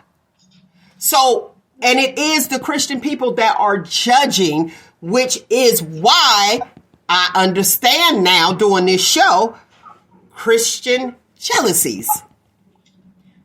And I'm just, you know, it's disappointing when you have somebody that will pray the house down. You praying the house down, but then you are upset and jealous of another individual. And it's disheartening to me, especially when you have that person that can pray and you be like, oh, pray for me. I don't know what you praying. You could be saying something crazy. So that's why it's important, people. Lesson. Message. Pray for yourself. Like, come on. Christian jealousies. This is wild to me. This is really wild to me. Wow, wow, wow. Look at Black China. You see Black China took all her stuff out? All her fillers out. Lil' Kim, you next. But anyway, yeah, she took all her fillers out. And I hope she next, but I don't know. Lil' Kim gonna be next. She need to be. But anyway, because she was beautiful the way she was. But anyway, I'm glad, and I see that she has completely changed her life. She is into the church now, and that is wonderful. That is wonderful. So, I see it, and she's a pretty girl. She's a pretty girl, just without all that extra. Yeah, she's very pretty. She was pretty before. Very pretty. I thought that was cool. Her journey and just because I feel like a part of her journey was like her celebrity, and I feel like when she got more famous, more people started pointing out things about her childhood. You're like, hey, like, you know, that's really toxic, right? Like, oh, you know, that's super dysfunctional.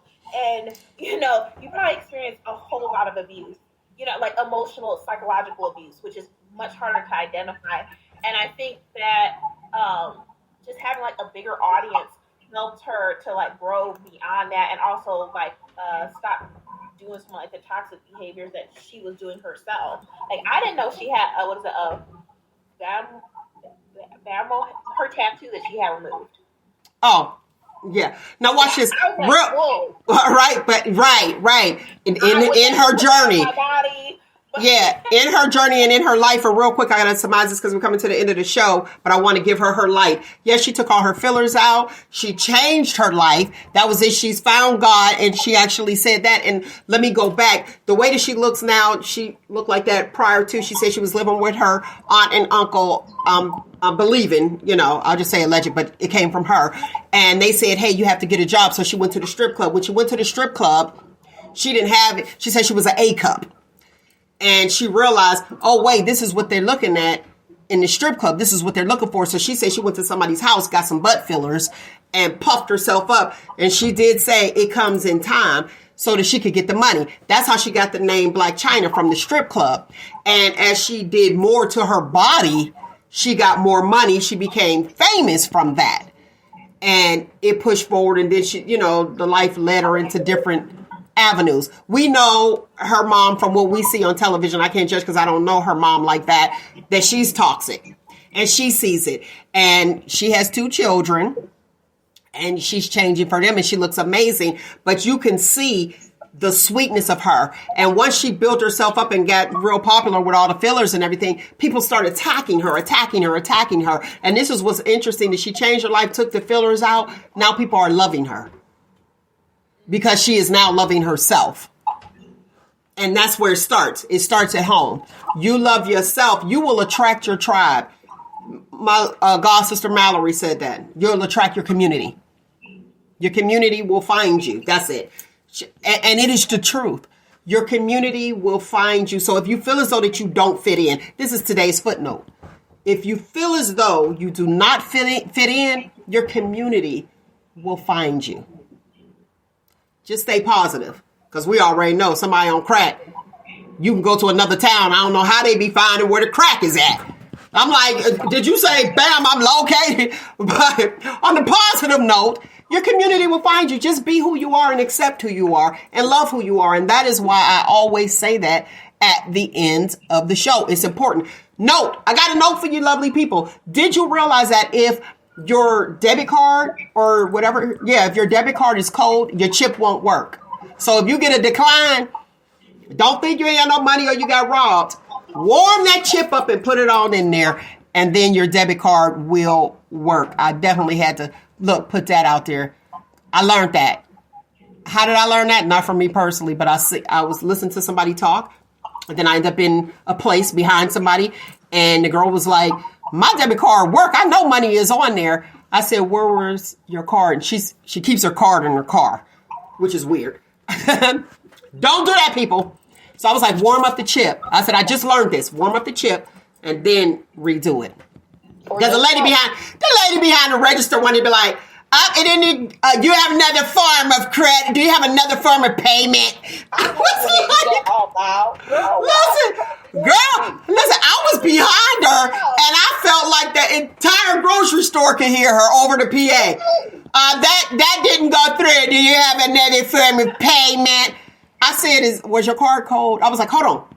I just learned this, so I had to share it, which was good that I learned it. You know what I'm saying?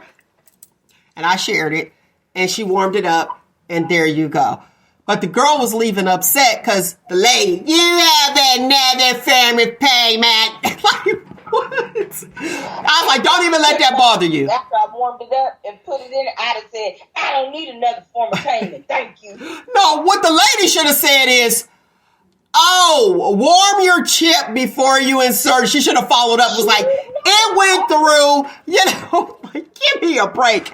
People are wild. I'm telling you, they are wild. I got to give you your Q-tips real quick. Listen, the Q-tips, the Q-tips of the week is strengthening your family. Strengthen your family is really important. Strengthen your family bonds and ties.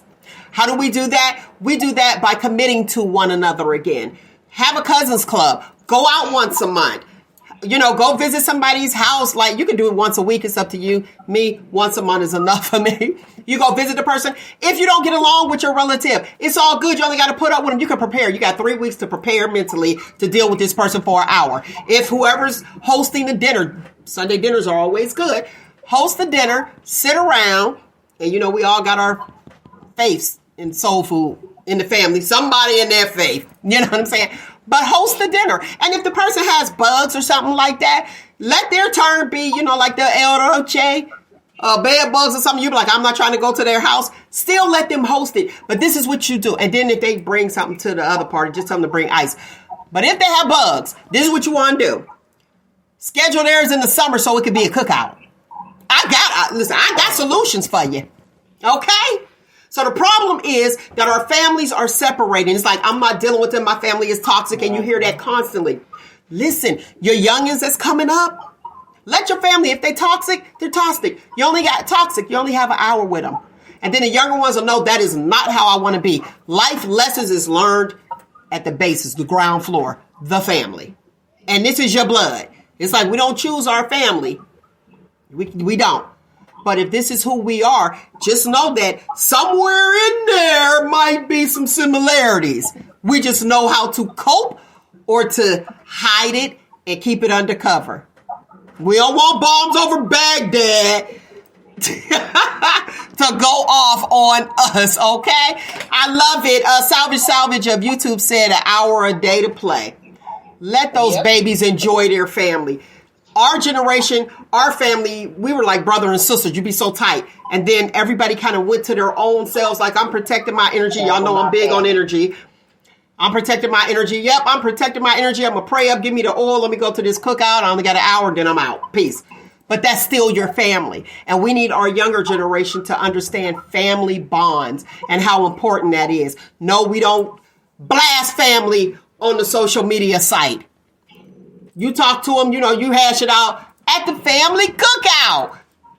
Or, the family dinner. You talk about it. You discuss it. Is it really that bad? How do you let an outsider in? You let an outsider in because they see a gap in the bond. They find their way to infiltrate, i.e., the world finds its way to infiltrate the church, which will cause Christian jealousy. All right, lovely people, that is my time. I thoroughly enjoyed you, as I do each and every single Saturday. Make sure if you want in on this conversation, comment below. I love you guys for supporting me, my YouTube people, Facebook people, and the listening audience. You can follow us on all podcasts.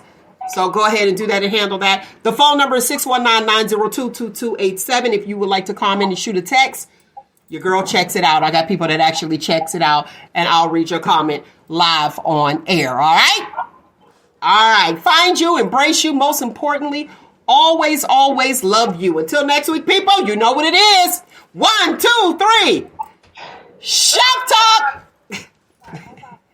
Every Saturday. I heard you after. Every Saturday from 10 a.m. to 12 noon on your social media. And on your podcast, you can catch us from 12 to 2. I love you for listening. Peace.